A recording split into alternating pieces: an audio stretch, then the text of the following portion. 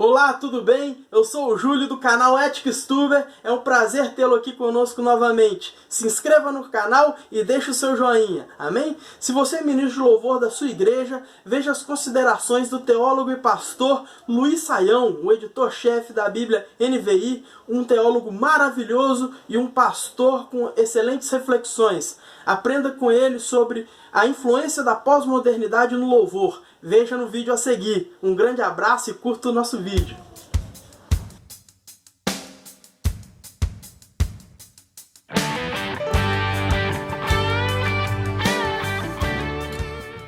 Um dos problemas sérios que o mundo pós-moderno trouxe para a gente são uma dimensão nova de cânticos e hinos e netos que estão muitas vezes fragilizados, né? Os hinos antigos têm alguns problemas, nós vamos mencionar inclusive, mas o problema dos cânticos contemporâneos é que grande parte deles não tem conteúdo nenhum e às vezes não tem nem lógica. É impressionante, né? Eu estava ouvindo um dia um ambiente onde eu fui pregar e as pessoas cantavam quase que era um elogio das vogais, né? Boa parte da música era só repetir isso. Eu falei, não é possível, o que o pessoal está cantando, né? E às vezes as pessoas cantam coisas que não fazem sentido, não só teologicamente, chega ao ponto de não fazer sentido logicamente. Existe um pressuposto equivocado, que se a gente canta uma coisa que está na Bíblia, está tudo certo. E portanto, se está na palavra, vamos cantar, certo? Errado. Por quê? Porque muitos textos bíblicos não foram escritos para ser hino e não fazem sentido teologicamente na nova aliança. Um dia eu fui numa igreja e fiquei assustado. O pessoal começou a cantar: homem de guerra é Jeová, dum, dum, dum, dum.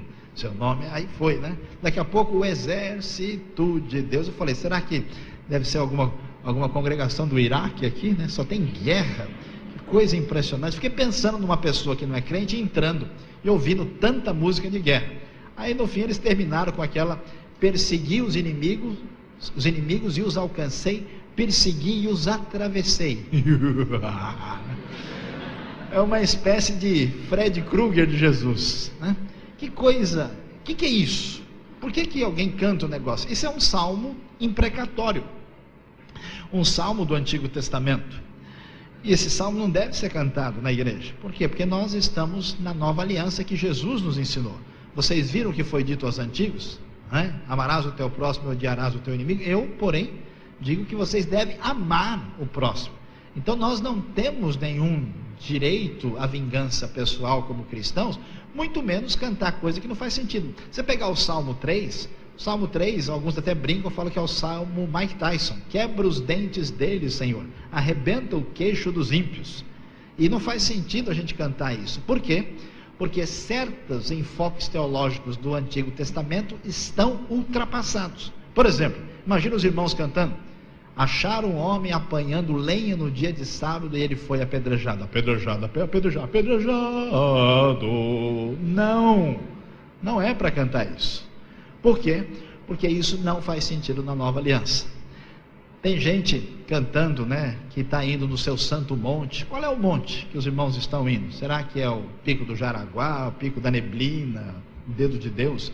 Que montanha é essa? Jesus falou para a mulher samaritana que ele não está preocupado nem com o templo, nem com o monte, mas em espírito e em verdade. Estão cantando tanta coisa que não faz sentido teologicamente, que não representa a verdade, uma fraqueza de conteúdo muito grande e até coisa que não tem o mínimo sentido. Um dia eu estava ouvindo um grupo que cantou num determinado contexto onde eu falei, e eu fui perguntar para o pessoal, que eles falavam que eles estavam sendo atingidos pelas ondas, e ondas muito profundas. Aí eu comecei a pensar, como é que é uma onda profunda? Eu não consegui entender isso. Aí eu fui perguntar para uma pessoa, falei, escuta, como é que é essa história de onda profunda? Porque eu já ouvi falar de onda gigante, de onda alta, agora onda profunda, onda não é o contrário, ela não vem assim. Eu sou meio ignorante, sou meio devagar para entender as coisas, me ajuda aí para ver se... Aí ele falou, sabe que eu nunca nem pensei nisso, né? Quer dizer, é um problema sério quando as pessoas não entendem o que estão cantando. Eu me lembro que até no hino tradicional antigo, o pessoal às vezes misturava as estrofes, então tinha gente que cantava, né? Ao vir cercar-me a tentação, né? O estrofe do hino diz, é Cristo a minha salvação, a minha fé e o meu amor. Tinha gente que sem prestar atenção juntava uma com a outra, ao vir cercar-me a tentação com todos que no céu estão, e tocava a ficha, né?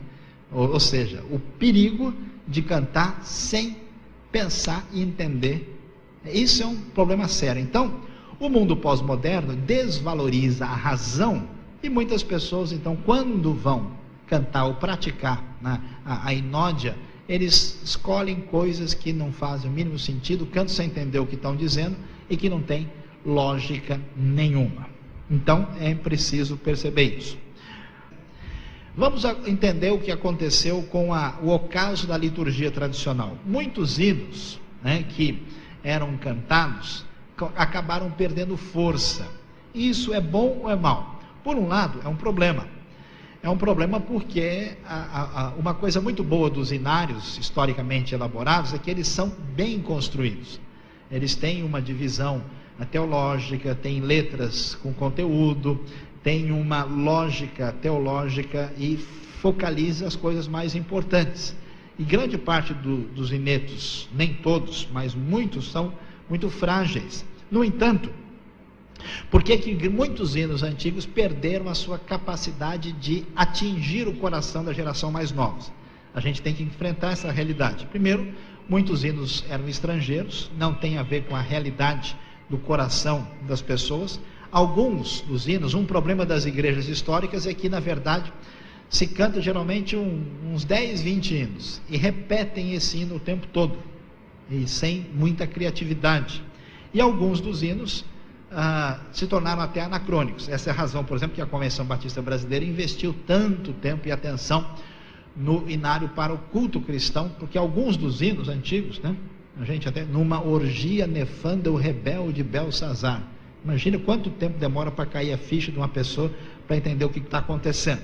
Então, essa ventilação na questão da inódia, ela é importante e merece atenção.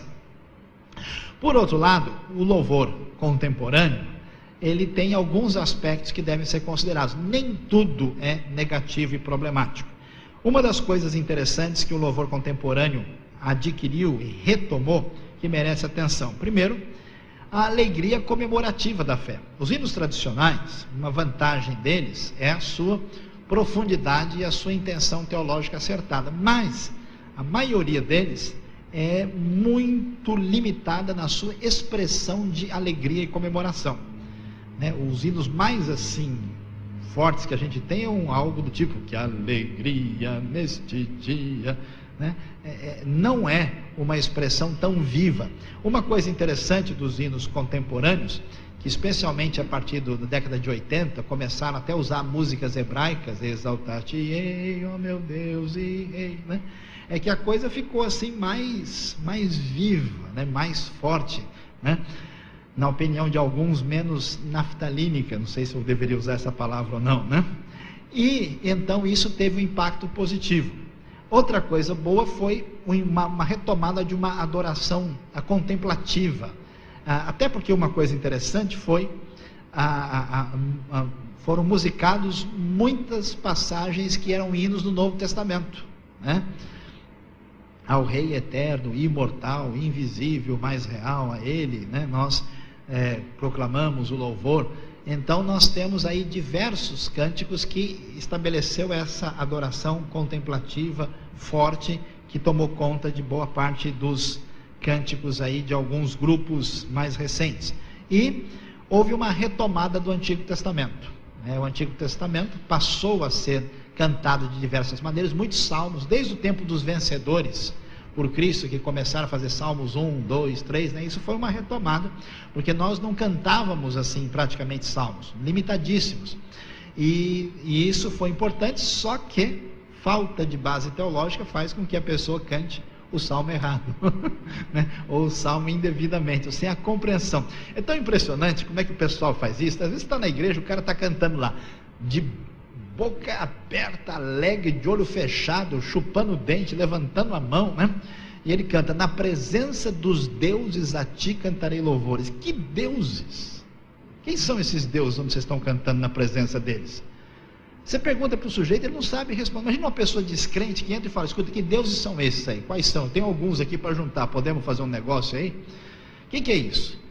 O que o Salmo quer dizer? O Salmo quer dizer o seguinte: que eu adoro Deus verdadeiro, eu confio somente nele, de tal maneira que eu vou cantar louvores a ele na cara dos deuses pagãos, para assim, confrontar. Então, diante dos ídolos falsos, eu vou cantar louvores somente a ti. Mas o sujeito canta isso sem entender. Como assim na presença dos deuses? Então, muitos dos salmos foram retomados, mas nem todos foram devidamente compreendidos. Levantai, ó portas, as vossas cabeças. Que é isso? Quais são as cabeças das portas que vão ser levantadas? A gente nem entende o que está falando. E eu gosto de dizer que a ignorância que astravanca o progresso. Então a gente tem que entender o que está acontecendo. Levantai as portas das suas cabeças tem a ver com a cerimônia do Antigo Testamento, da entrada da arca, levada para o templo, quando se diziam: abram as portas do templo para que a arca entre. O Senhor poderoso nas batalhas, o Yehová Tsavaot, o Senhor dos exércitos. Então é uma comemoração que se fazia. Então significa simplesmente: abram-se, ó portas ou portais eternos, para que entre o Rei da Glória. Por isso as portas devem ser escancaradas para a chegada daquilo que simboliza a presença do Senhor.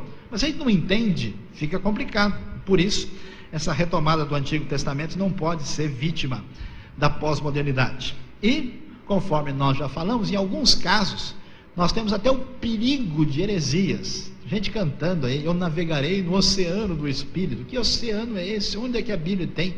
Tem gente falando de energia, de fluir, não sei o que. Até Deus é confundido como uma eletricidade, não, mas a pessoa falou com o coração. Mas o seu coração não adianta. Vocês conhecem a história do sujeito que estava lá na igreja e o pastor falou: escuta, rapaz, que negócio é esse? Você já está aqui na igreja há 2 anos, você disse que aceitou Jesus, está fumando feito uma chaminé. Não, pastor, meu negócio é o seguinte: o coração é de Jesus, o pulmão é da Souza Cruz, Então, muita gente tem a cabeça fora do lugar, confunde tudo, não pode ser assim. Pobreza de letra, a pessoa não canta nada. Abuso do ritmo, É claro que certos contextos podem permitir que a gente tenha uma diversidade litúrgica, mas tudo há limite. E o uso incorreto da Bíblia na hermenêutica, na hora de apresentação do próprio contexto aí apresentado. Atenção, conselhos importantes: cada igreja deve ter sua própria liturgia. Por quê? Dependendo da história dessa igreja, dependendo do seu contexto denominacional, dependendo do projeto dessa igreja, dependendo do lugar onde ela está, dependendo do cenário até. Às vezes eu vou em certos lugares onde o louvor é de arrebentar, E aí você vê, o pessoal põe um monte de gente, às vezes de 60 anos de idade, de pé assim, para ficar 1 hora cantando, batendo palma e tal. Quer dizer, as pessoas de idade nem aguentam aquele negócio, até falta de misericórdia. Por outro lado, você vai em alguns lugares onde cantam algo tão assim, antiquado, tão fora, que você vê um bando de adolescentes sentados lá no fundo, assim, desinteressado e desligado, porque aquilo não faz nenhum sentido para eles. Aquela igreja que era tão tradicional, que eles até colocaram 2 campainhas lá fora para evitar que o carteiro batesse palma, porque a igreja não aceita, Então, a gente tem que prestar atenção. O importante é entender que precisamos de música certa para a ocasião certa, O que é equivocado é a pessoa, por exemplo, trazer uma música alegre para um momento de contrição e às vezes trazer uma música, onde é de comemoração. Já viu aquele pessoal que não tem o que fazer, Aquele pessoal que gosta de fazer bagunça na igreja, vai no aniversário do outro, eles cantam parabéns, parabéns para você, A coisa não funciona muito bem. Então a pessoa mistura as estações. Eu já tive situações onde eu preguei uma mensagem que é para levar o pessoal, a pensar, a refletir, a mudar de vida, tomar uma decisão. Chega uma pessoa no final e bota uma música totalmente fora que quebra todo aquele espírito de reflexão. E é importante aprender a lidar com as emoções. É correto manifestar emoções em relação a Deus e ao culto?